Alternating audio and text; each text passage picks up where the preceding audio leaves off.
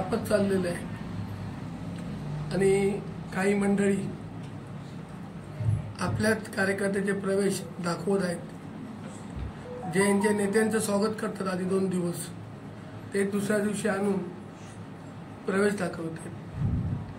सावंतवाडी शहर हे छोटं शहर आहे, त्याच्यामुळे त्या गोष्टी लगेच नागरिकांच्या लक्षात येतात।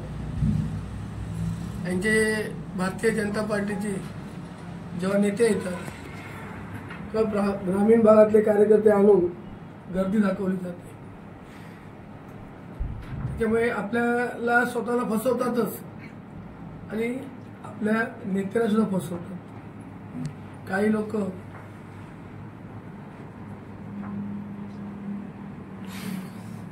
वेगवेगळे विषय करतायत। मी सांगू इच्छितो, इथं बाहेरची माणसं आणली जाते सध्या, ज्यांना इथं कोण ओळखत नाही तशी। उद्या इथं काय घडलं सावंतवाडीत तर त्याला पोलीस प्रशासन जबाबदार नाही। इकडचे जे PI असतील ही त्यांची जबाबदारी आहे। ही तालुक्यातल्या बाहेरची माणसं कोण आहे, कोण कोण आहेत का, ही कोणी चेहरे ओळखीचे दिसत नाहीये। आणि इथं सावंतवाडी शहरात हे शांत शहर आहे, सुंदर शहर आहे। उद्या सकाळी ज्या काही गोष्टी झाल्या तर त्याला जबाबदार पोलीस प्रशासन राहील। सगळी हॉटेल्स पोलिसांनी चेक करावी। इथं 3-3, 4-4 दिवस कोण येऊन थांबलेत आणि कचरासाठी थांबलेत, ही हॉटेल सुद्धा पोलिसांनी चेक करावी। घरात घुसून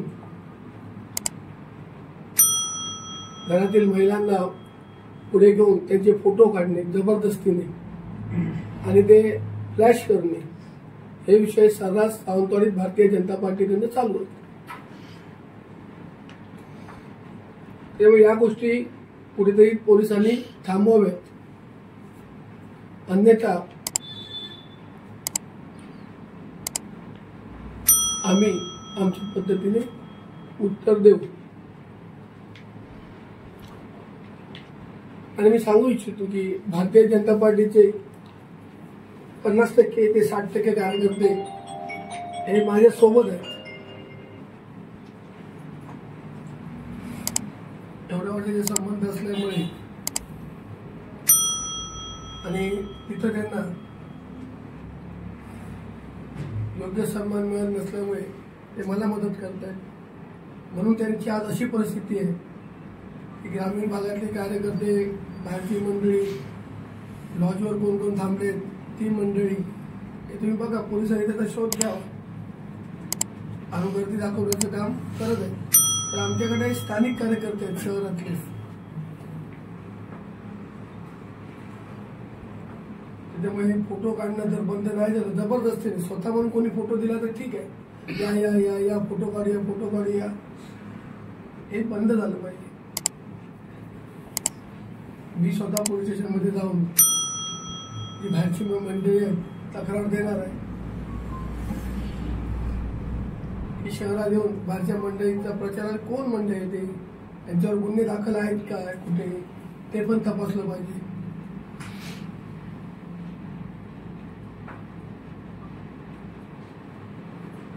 बस एवढंच। त्यांना कदाचित मी जड होत असेल किंवा त्यांना मी पुरून उडत असेल, पण ते कसं करत असतील। रेकॉर्डवाले गुन्हे की जी माणसं फिरतायत ती सावंतवाडी शहरातली दिसत नाही, किंवा पोलिसांना त्यांना विचारून त्यांची धरपकड करून त्यांच्यावर गुन्हे आहेत का, मला आज पण माहिती नाही, पण असं होऊ शकतं। हे शांत शहर आहे, ते शांतता आबादी जावी म्हणून आमचे प्रयत्न। काही माणसं सावंतवाडी शहरात दिसतात ना, पोलिसांनी शोधावीत, फोटो बघा कुठची माणसं आहेत, UP बिहारची माणसं आहेत। पण अशा माणसामुळे काय फरक पडणार काही? फरक नाही, शांतता भंग करतील, फरक काय पडत नाही। हे जे बळजबरीने फोटो वगैरे काढतात असं तुम्ही म्हणता, ती माणसं कोण आहेत?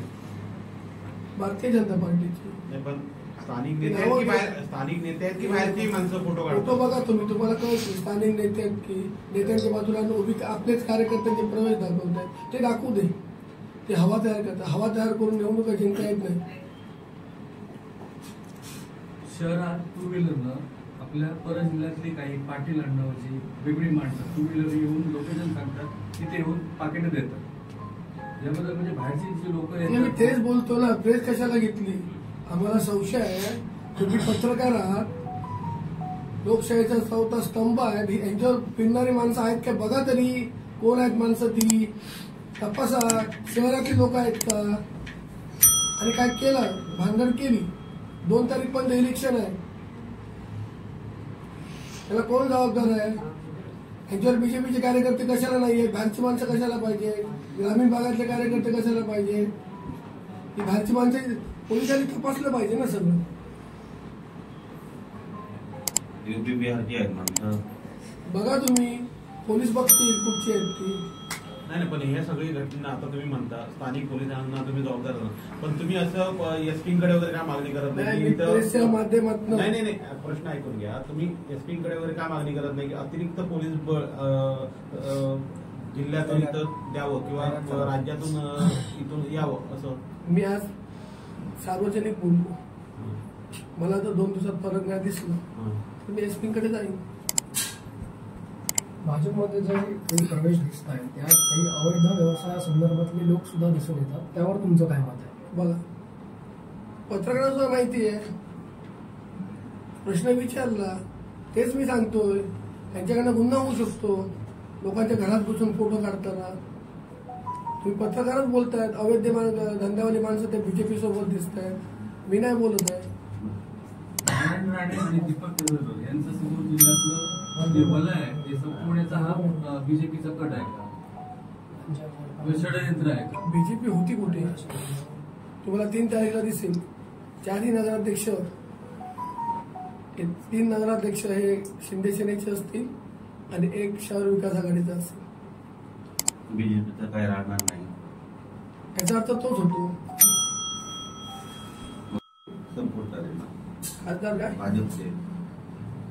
भाजपचे खासदार आहेत, ते आमचे दैवत आहेत. त्यांच्या आतापर्यंत वर्चस्व राहिलं होतं, ते संपुष्टात येणार का थोडक्यात? राणे साहेब आमचे दैवत आहेत, आम्ही त्यांना दैवत मानतो आणि त्यांच्या इच्छा जी होती त्या इच्छेला आमचा प्रामाणिक सपोर्ट होता.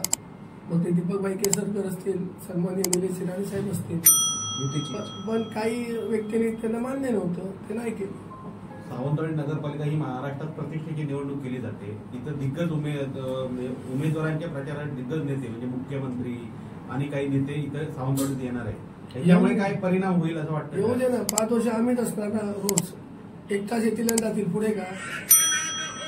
उद्या काय रेशन कार्ड करायचं असेल, नगरपालिका कोणाचं पाणी गेलं असेल, कोणाचा दिवा बत्ती गेलं, आम्हीच बघणार ना. ते कुठे येणार? ते नाही येणार. प्रभाग 7 मध्ये तुम्ही आले ना, हो, तिथं विरोधकांचा नारा आहे की रिटर्न टू मडुरा, ते यशस्वी होणार का त्यांचं काय? मला जेव्हा मी नगराध्यक्षाला उभं राहिलो होतो तेव्हा हेच तारे दिले गेले. तुम्ही त्या इलेक्शनला स्वतः होता साहेब, काय झालं?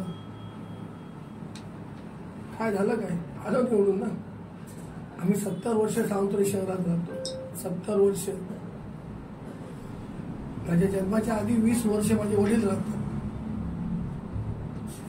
त्यामुळे रिटर्न जातील, येतात ते बाहेर नाही येतात ना, ते सगळे रिटर्न जातील. मी बोलणार नाही. अरे बोलायची हिंमत कुठे? तू फक्त बोलच. मी बोलणार नाही. दम असेल तर बोल.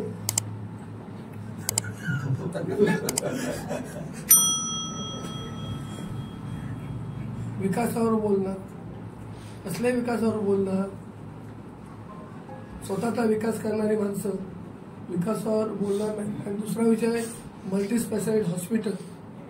हे हॉस्पिटल चांगलं, निधी आलेला आहे, टेंडर झालेलं आहे, पण अशा अटी घातल्यात जे कोण मालक आहेत त्यांनी, ते मल्टी स्पेशालिटी हॉस्पिटल होऊ शकत नाही. हे जे विकासाच्या गप्पा करतायत ना की आम्ही हे करणार ते करणार, त्यांचे उमेदवार, पहिले एवढं तर प्रेम असेल सावंतवाडी शहरावर तर तुम्ही जागा फुकट द्या, मोफत द्या जागा आणि तुमचं प्रेम सिद्ध करा. तलावावर केस आहे. उद्या हा तलाव आज मी सावंतवाडीकरांना आवाहन करतो की त्यांची तलावावर गेली 20 वर्षे केस आहे. मी नगराध्यक्ष होतो, मी सगळी फाईल बघितलेली आहे.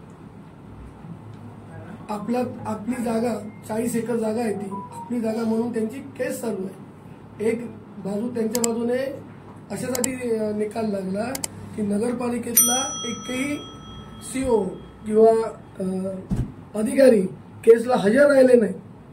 केसला हजर न राहिल्यामुळे त्यांच्या बाजूने निर्णय दिला गेला आणि त्याला परत स्टे घेतला नगरपालिकेने आणि ती केस आता चालू आहे. उद्या जर अशा गोष्टी आल्या, यांना निवडून दिलं तर हा उद्या हे बाजारात तुम्हाला मस्करी वाटेल. हा तलाव सावंतवाडीकरांचा राहणार नाही म्हणून यांना कोणीही मतदान बीजेपीला करू नये. जर बीजेपीला मतदान तुम्ही केलं तर हा तुमचा जो तलाव जी कोर्टात केस चालू आहे नगरपालिकेच्या विरोधात, हा ठराव घेऊन हा तलाव जाईल आणि जे 7-12 चोर आहेत ते उद्या तुम्हाला तलावात कन्स्ट्रक्शन केलेले दिसतील. तर तलाव वाचवायचा असेल तर शिंदे सेनेला मदत केलीच पाहिजे.